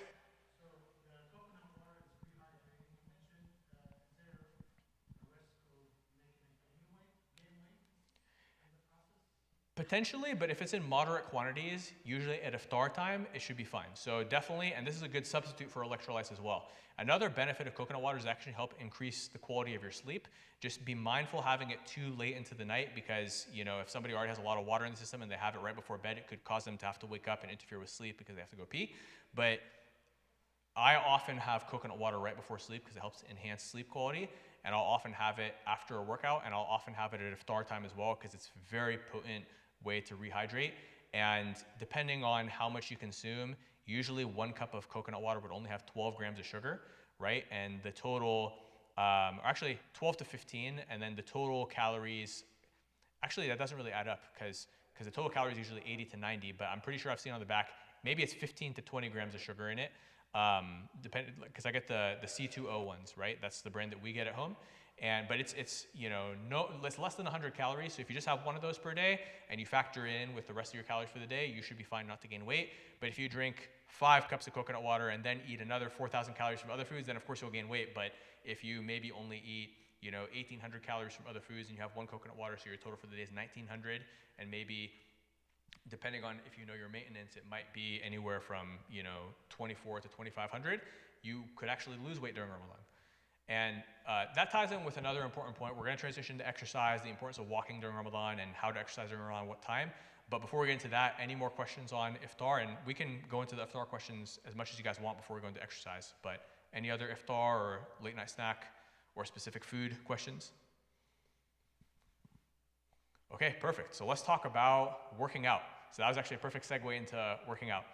Now, one thing I hear a lot online is, I'm not going to work out during Ramadan because I need to focus on our ibadah.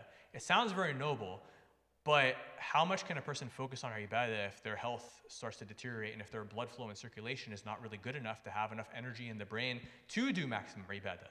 So I take a different stance on it. I don't think that a person should go work out 2 hours a day, because that's definitely going to take time and energy from ibadah. You're going to be tired. You're not going to recover from 2 hours a day of working out during Ramadan. But a person should at least do a little bit of light exercise, even if it's just going for a walk every day at the point of the day where they get tired. It's the middle of the fast. You don't get any circulation. You've been sitting in front of your desk for 6 hours already.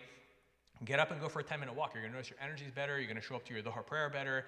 You're going to have so much more energy, right?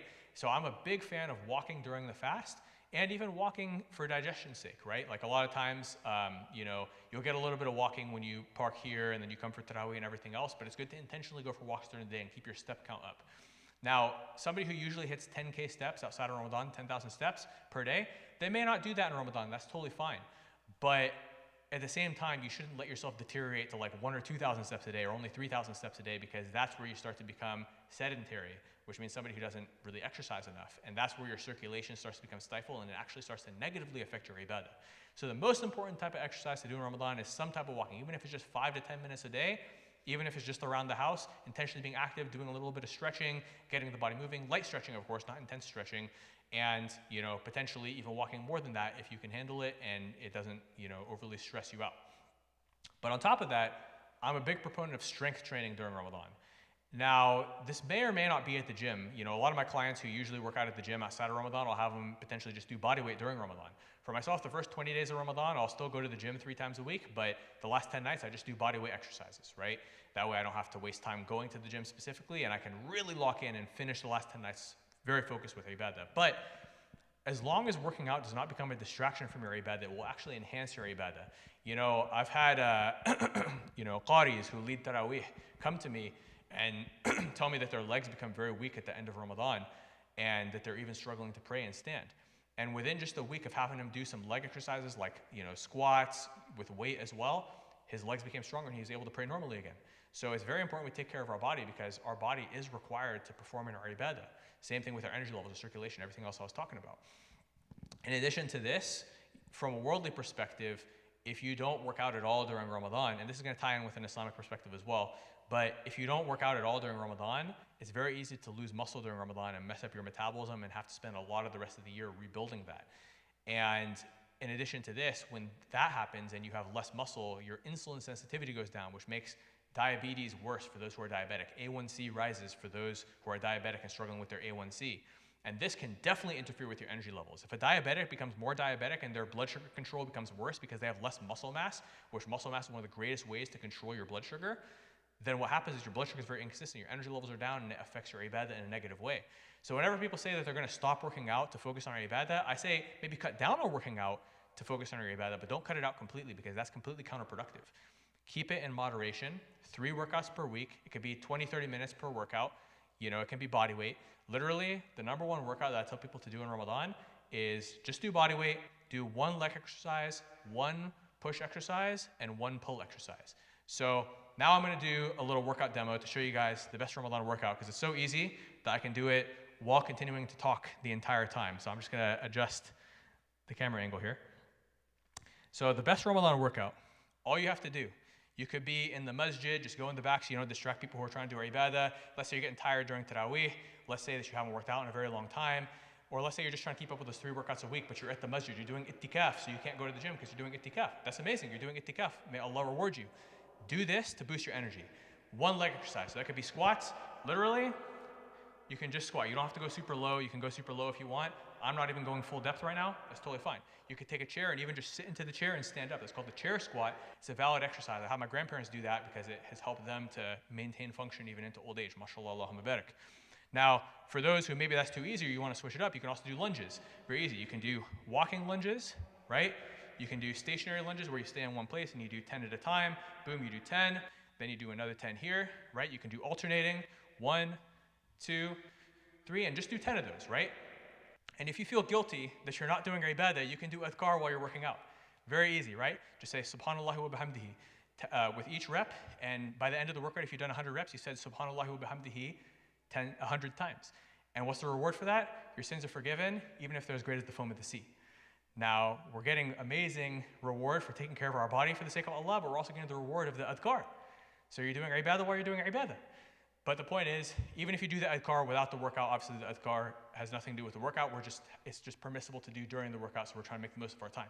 Now, after we've done the lunges or the squats, the next one would be push-ups. Now, I know that there's some people who may not be able to do full push-ups. So one thing you can do is you can take a couch or a counter and just do half push-ups, right?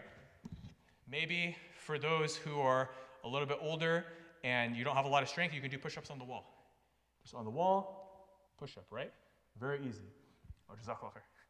So it's very, very flexible, these workouts. You can do them anywhere. Now, for those who can do full push-ups, do them from the ground, right?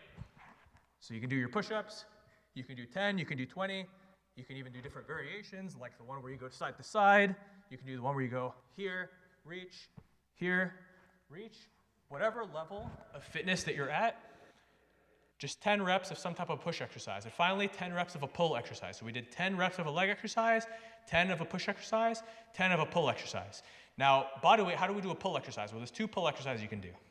There's one that I have my grandparents do just to keep their stability in their back, which is just body weight flies.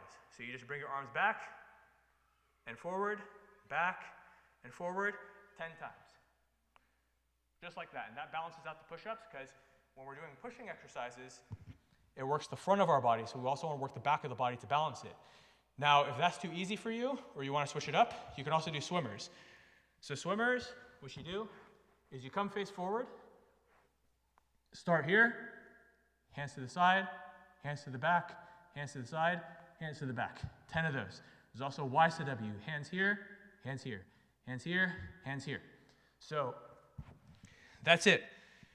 10 of a leg exercise, either squats or lunges, 10 of a push exercise, either push any type of push-ups, 10 of a pull exercise, and finally at the end, and so we're gonna do 3 rounds of that. So legs, push, pull, legs, push, pull, legs, push, pull. That's 100 reps, and you can get that done in 5-10 minutes. Then finally at the end, 10 sit-ups, that's it. Any type of ab exercise, you can do leg lifts, sit-ups, whatever you wanna do, or just 10 sit-ups, very, very easy, just to get the abs at the end. And again, if you feel guilty for working out during Ramadan, just say Subhanallah wa bihamdihi on each rep to get the adhkar. And now you've done 100 reps, and you get the reward for the 100 adhkars, right? Subhanallah wa bihamdihi, of your sins are forgiven even if they're greater than the foam of the sea. Yes?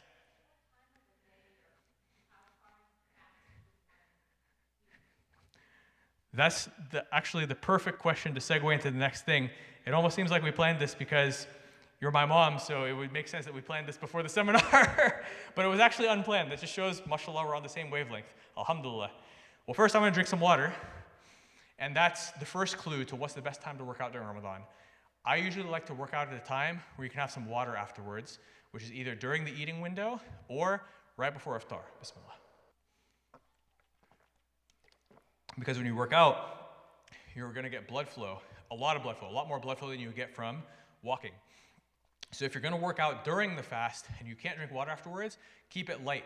Because if you get yourself to the point where you're not taking rest periods and you're just going fast and you're getting your heart rate up, you're getting a lot more blood flow than you would get just from walking, and you even start sweating, you can get thirsty. Now, some people have to train during the fast because there's no other time of day they can do it because of their schedule. And if that's you, then you have to keep it very light with the workout to ensure that you don't dehydrate yourself and take long rest periods between sets. Let your heart rate calm down before you do the next exercise. Like right there, I just went back to back on everything, so my heart rate went up more. But if I took a long rest between everything, let my heart rate calm down, that's how you want to work out if you're working out during the fast. But if you're working out during the eating and drinking window or right before it, you can go with a little bit more intensity. But test it out on your Sunnah fast so that by the time Ramadan is there, you have it figured out. And I'm going to go through the different times and options, but I just want to go through that principle first.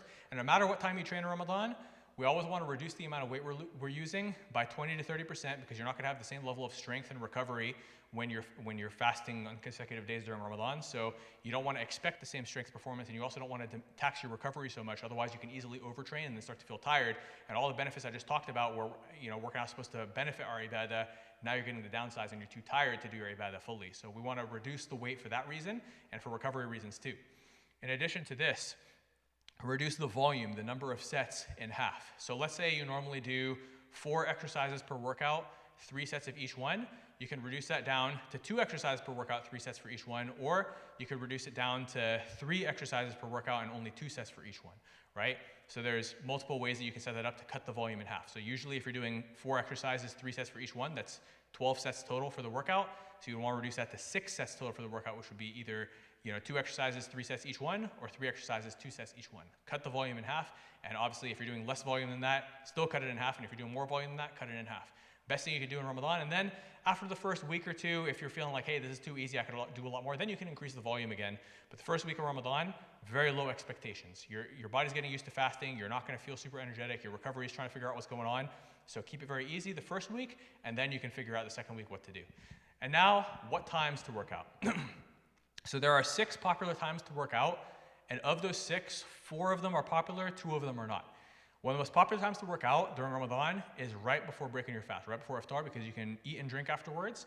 And a lot of people find that their energy levels are very good at the end of their fast, especially if you follow the nutritional principles that I taught you guys today. You'll notice that your energy levels are very good at the end of the fast. But some people genetically, they just get tired at that time, or they might be busy, or they might be making dua at that time to where it's not the best time to work out, or maybe they're still at work at that time. So for those reasons, it may be inconvenient. And again, there's a lot of people who feel tired. Like the people who tend to lose weight too easily in Ramadan, who have a fast metabolism, they tend to be more tired by that time because their body has already utilized all the nutrients they ate at suhoor. They're depleted. They're not going to have a good workout. That was me when I was younger. Versus now I've gotten older and my metabolism has gotten slower, I have noticed that the food that I ate at suhoor is still somewhat active in my system where I have enough energy to have a moderate workout right before iftar. So sometimes I'll do that because it's very convenient with my schedule. I'm done with work, work out, make some dua, break your fast, very easy. Now the second time would be between Maghrib and Isha. This is a very tight time, and you're usually spending this with family, or you might be at an iftar event, or you might even be at the masjid. Now, if you're at the masjid, you actually have a little bit of a pocket of time to do this before Isha actually starts, and you could do a quick bodyweight workout in the musalla, as long as you're not distracting other people doing ibadah. And if you're at home, you can do this with your kids, make it fun for them, show them that, Baba or Mama stays active during Ramadan. Just keep it light, low expectations, get that blood flow. Even if you just do one set, even if it's just one squat exercise, one push-up exercise, one pull exercise, that's totally fine. But at least it's something. However, this is still a very tight and difficult time for a lot of people, plus you're trying to digest and everything, so for a lot of people it doesn't work too well. But I have had a lot of people say, hey, I love to go to the masjid, break my fast, even go to the gym, then come back for Isha, so for some people it's popular. And then another popular time is after Tarawih, for those who don't have any commitments in the morning. However, if you do have commitments in the morning, it's not really ideal. Before, I became a dad and have to take my son to school in the morning, that was my favorite time to train, was after Tarawih. I'd go to the gym late night after fueling up. But now, as a father who has bills to pay, work to do, business to run, kid to take to school, it's not realistic for me to work out late at night because then it interferes with my sleep, and then I can't just sleep in the next day. I have stuff to do in the morning for work and for family, right? So that's why that time doesn't necessarily work. However, this Ramadan before the time change, it might be a realistic option, especially the shorter bodyweight workouts, but a full gym workout, not necessarily. And what time is the adhan, by the way? 8 o'clock? Okay, Jazakallah khair.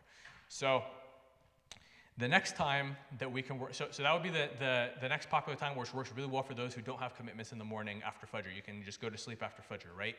Now, the next time to work out is one of the less popular ones, which is before suhoor.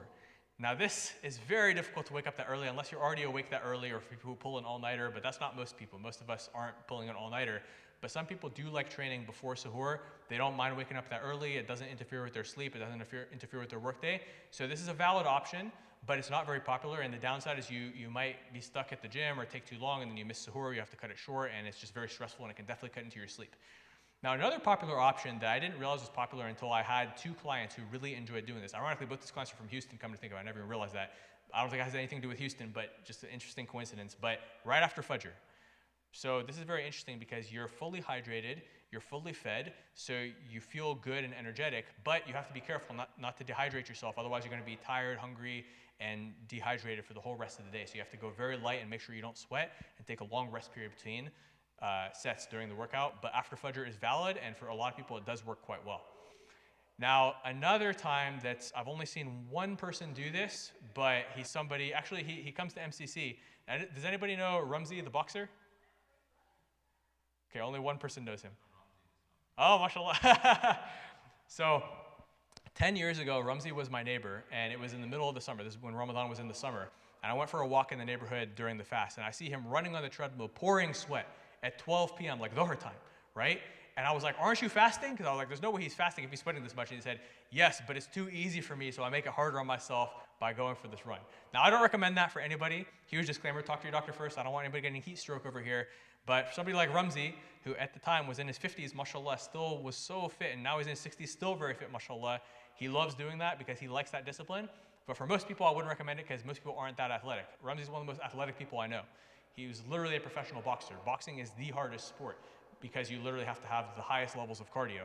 So for him, what looked like a sweat-pouring, difficult run was probably as easy as walking for him because he just has so much conditioning from years of training at that high intensity. So only for really conditioned athletes would that even be a possibility, but for most people, I wouldn't recommend that. So that's the 6 times that you could work out during Ramadan. Any questions on the times?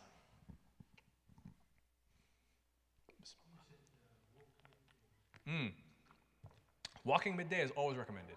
So The beautiful thing with walking is that you're not going to get winded, you're not going to get very thirsty, you're not going to get very dehydrated, and if it's really hot and sunny, you might sweat a little bit, but from a 10-minute walk is not going to be enough to mess up your hydration, and you should gain energy from it. Now, if it's really hot, do it within air conditioning, right? But you want to get some type of movement during the day. So usually in Ramadan, the energy curve that you're going to have if you eat healthy at suhoor is you're going to feel pretty energetic till about 11 a.m., 12 p.m. Then right when dhuhr time is coming, you might get your first wave of hunger, potentially, and your first wave of low energy. This is the best time to go for a walk. Believe it or not, going for a walk can actually help to suppress your appetite.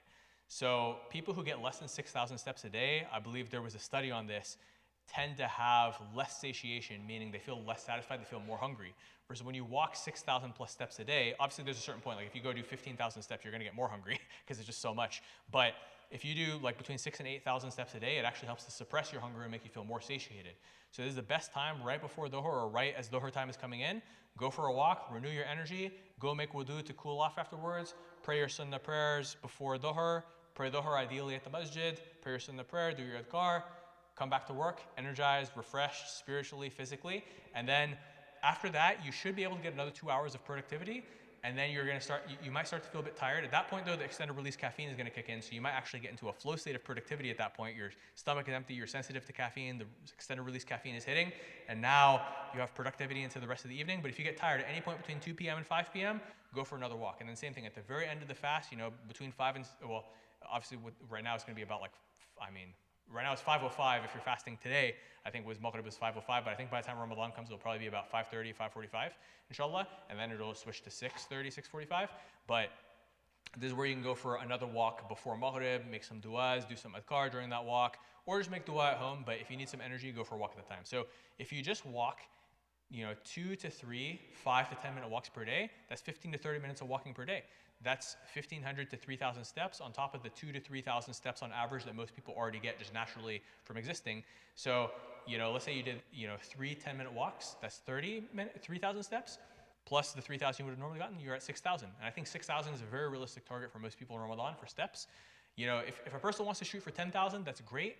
You know, I've had Ramadans where I shot for 10,000, even 15, sometimes even 20, but at that point it was too tiring and it actually increased my hunger and reduced my energy and defeated the purpose, right?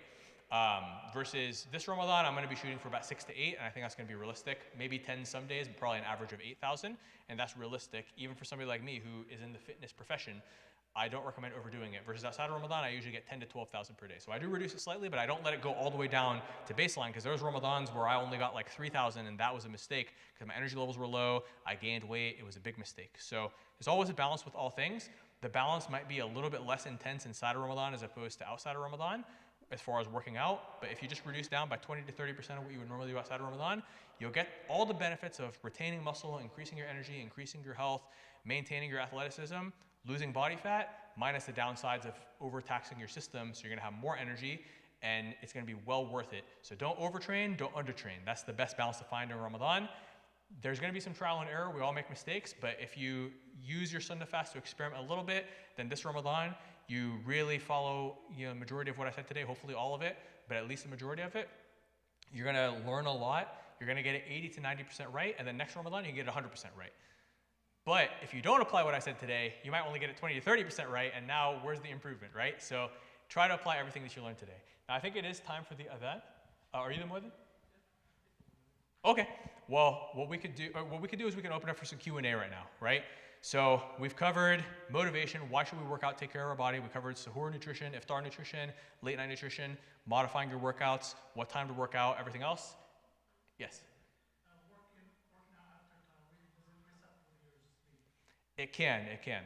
So, but it depends. Like, you know, there are many people who can do that and they actually feel totally fine, but usually you're gonna have to take a nap at some point during the day, whether it's after Fajr or after Dhuhr, at some point in the day. So if you can take a nap during the day, then it's a viable time. But if you can't take a nap during the day due to commitments you have during the day, it's probably not a good idea because, and that's actually the last thing we have to talk about for Ramadan. I almost forgot. Sleep. Sleep is so important. But sleep is one of the greatest things that suffers during Ramadan. The last 10 nights, look, the last 10 nights, we're going all out with our ibadah. If you get 4 hours of sleep a night or even less than that, it's fine. It's only 10 nights. But the first 20 nights, you don't want to burn yourself out because if you're getting 3-4 hours of sleep a night the first 20 nights, by the end, you may burn out and not even get the most of those last 10 nights. So what I highly recommend, this Ramadan, until probably about day 20-ish of Ramadan, we're not going to have the time change. So it's going to be very easy for you to make all of Taraweeh and still get a good 7 hours of sleep before suhoor. So I highly recommend, even though there's going to be a temptation to spend time after Taraweeh, socializing, eating, all that stuff. No, I already told you guys not to eat, but still, don't even like waste time after Taraweeh. Go to sleep early, right? Because it's going to give you the longevity with your energy and your hormones throughout the rest of Ramadan.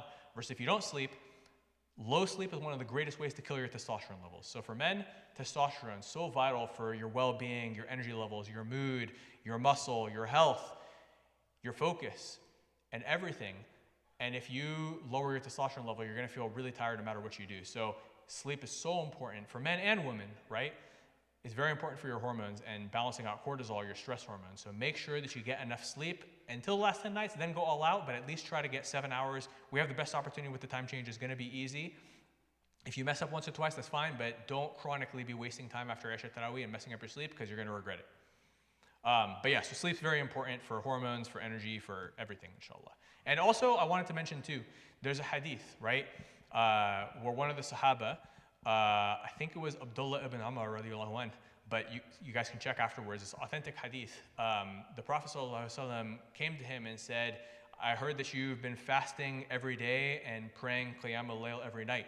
And, or actually, I'm paraphrasing the hadith, but essentially he said, do you not desire my practice? And he said, no, I desire your practice. He said, well, you've deviated from my practice. You've been praying, Qiyam al-Layl every night, and you've been fasting every day. Don't do that. Your body has a right on you. Your family has a right on you. Your guest has a right on you.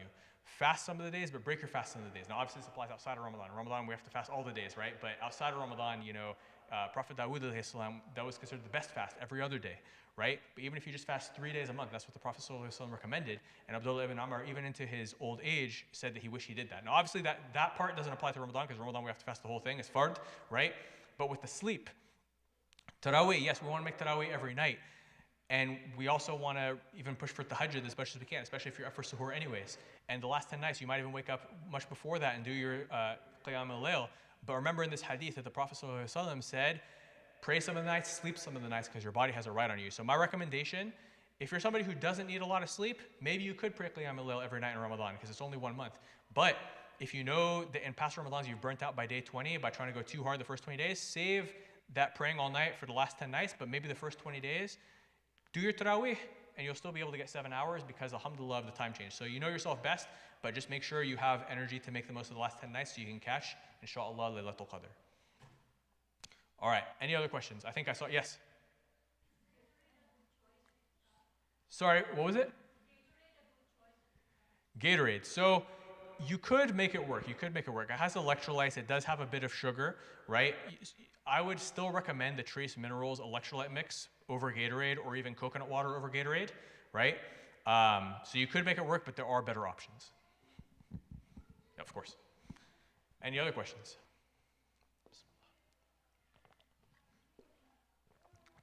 All right, alhamdulillah, it's been an amazing seminar. Any other questions you guys have that you think of after this, come see me after Isha, and inshallah, I'm happy to answer them. Jazakallah khair. May Allah help us all reach Ramadan. Allahumma balighna Ramadan. Ameen. And may Allah help us to all make this our best Ramadan ever and catch Laylatul Qadr and benefit us in our health, in our wealth, in our deen, in our family. May Allah bless all of you. Ameen. Inshallah, I'll see you guys soon. Assalamu alaikum.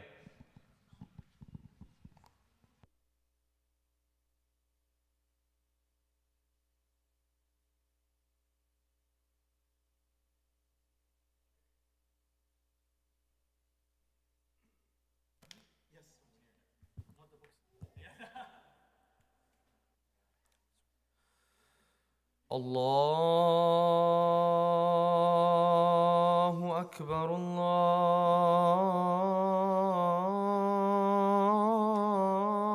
الله أكبر الله أكبر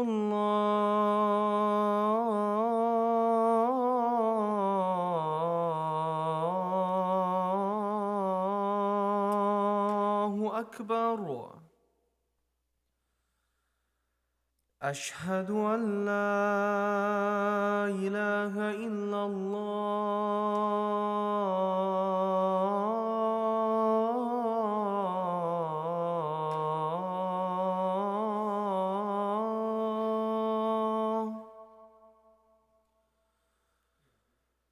أشهد أن لا إله إلا الله.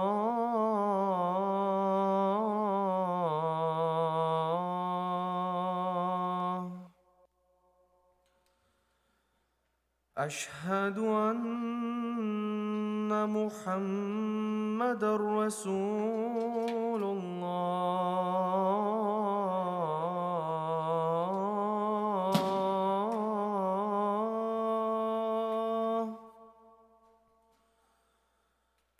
أشهد أن محمدًا رسول الله.